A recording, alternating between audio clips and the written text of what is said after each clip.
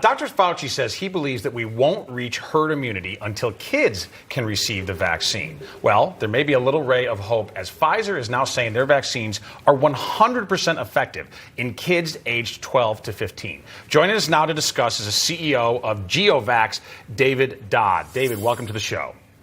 Thank you.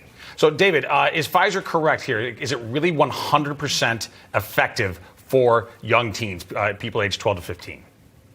Well, clearly, the data indicate it's 100% effective in this study of about 2,260 children, half of which received the vaccine, half who did not.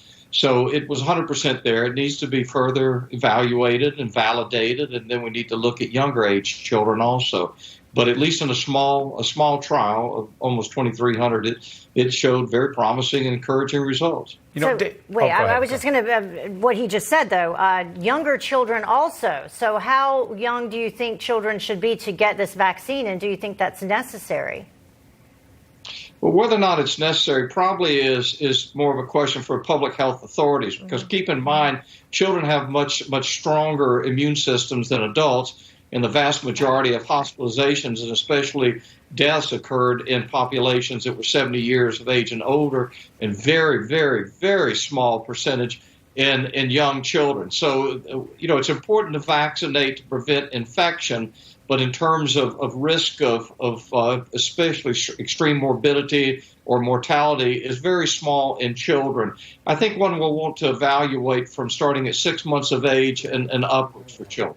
No, David, to that point, as a parent, and I hope I'm speaking for a lot of parents out there, if your children are not statistically vulnerable to the dire effects of this, why should they get vaccinated at all? Is it a good idea to be vaccinating children for something, to which they are not statistically vulnerable?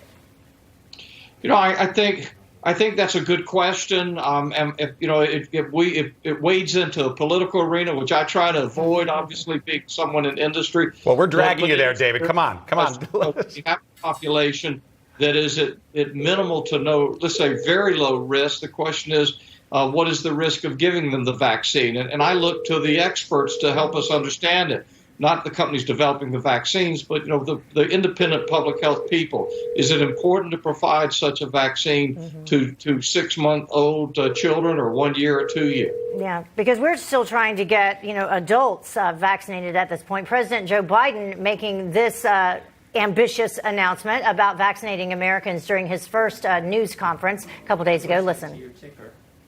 Today I'm setting a second goal, and that is we will, by my 100th day in office, have administered 200 million shots in people's arms.